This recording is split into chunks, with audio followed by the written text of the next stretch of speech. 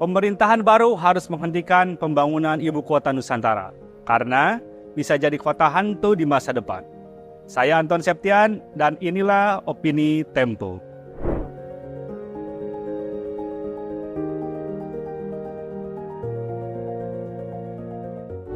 Mundurnya Bambang Susantono dan Doni Rahayu dari posisi kepala dan wakil kepala otorita ibu kota Nusantara membuka tabir kisruhnya pembangunan ibu kota negara. Kibang-kibut yang belakangan terungkap membuktikan buruknya perencanaan dan proses pembangunan kawasan itu. Tempo sejak awal menolak IKN karena gunungan persoalan yang melatarinya. Yang mendasar, partisipasi publik dalam kebijakan pemindahan ibu kota tersebut sangat minim. Sejak digaungkan Presiden Joko Widodo pada 2019, kajian pemerintah atas rencana tersebut tak pernah dibuka secara luas. Pemerintah juga tak memberi penjelasan memadai kenapa Penajam Pasir Utara di Kalimantan Timur yang dipilih sebagai ibu kota baru kecuali karena letaknya di tengah-tengah peta Indonesia. Ketidaklayakan proyek bisa dilihat misalnya dari aspek geologi lokasinya. Nun di bawah permukaan tanah calon ibu kota mengendap batu bara yang menyebabkan lokasi ini bakal kesulitan mendapat pasokan air tanah selain sebagian wilayahnya mudah terbakar. Tahun lalu, sejumlah tambang batu bara ilegal di sekitar IKN terpantau oleh Badan Meteorologi, Klimatologi, dan Geofisika merupakan titik panas.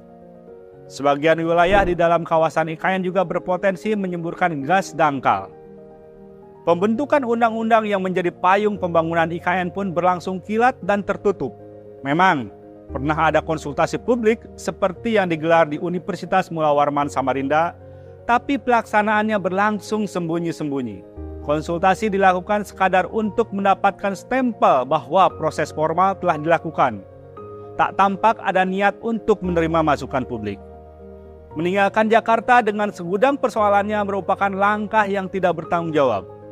Alih-alih mencari solusi atas sejumlah masalah Jakarta, seperti kemacetan dan banjir, Jokowi mencari ibu kota baru semata untuk meninggalkan legasi di akhir pemerintahannya. Pembangunan dilakukan dengan gerasa-gerusu. IKN misalnya dibangun pada 2022 ketika pandemi COVID-19 belum surut. Alih-alih menghemat anggaran untuk membiayai penanggulangan dampak pagebluk, uang negara malah dipakai buat membiayai proyek mercusuar yang tidak berdampak langsung menggerakkan perekonomian. Hingga akhir tahun ini, Jokowi akan menghabiskan 71,8 triliun rupiah dana anggaran pendapatan dan belanja negara buat IKN. Dana ini untuk membangun istana negara, kantor presiden, kantor pemerintahan, rumah menteri dan rumah susun buat aparatur sipil negara, serta sejumlah infrastruktur dasar. Awalnya Jokowi sumbar IKN tak akan menggunakan duit negara. Ujung-ujungnya APBN mengocor pula. Jokowi mengalokasikan 90,4 triliun rupiah APBN atau sekitar 20% dari total kebutuhan pembangunan IKN yang mencapai 466 triliun rupiah. Sisanya disebut-sebut akan didanai oleh investasi swasta 123,2 triliun rupiah dan kerjasama pemerintah dengan badan usaha 252,5 triliun rupiah. Nyatanya dana swasta seret. Meski Jokowi sudah menggelar karpet merah, investasi asing tak kunjung datang.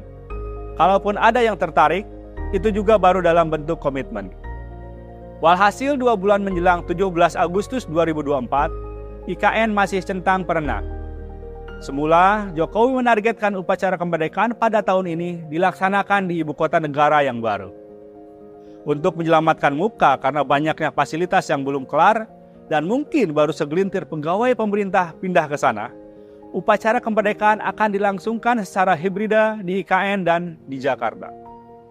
Berbagai kekecauan tersebut merupakan buah buruknya manajemen proyek ini, dari perencanaan hingga pengawasannya.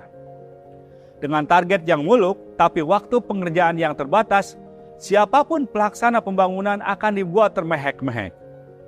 Apalagi, anggaran pembangunan otorita IKN menempel di instansi lain. Anggaran pembangunan dikekap Kementerian Pekerjaan Umum dan Perumahan Rakyat, serta pengadaan lahan dipegang Kementerian Agraria dan Tata Ruang. Kusut masainya soal anggaran dan otoritas pelaksanaan pembangunan membuat pegawai otorita tak digaji hingga beberapa bulan. pemerintahan baru Prabowo Subianto yang akan berkuasa mulai Oktober 2024 harus menghentikan IKN. Pernyataannya dalam Qatar Economic Forum di Doha, 15 Mei 2024, memberi isyarat bahwa ia akan mengambil strategi berbeda dibanding pendahulunya. Katanya, IKN merupakan proyek politis dan karenanya harus dibiayai sumber daya dalam negeri.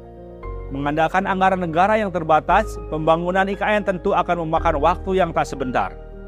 Kekuasaan Jokowi sudah hampir selesai.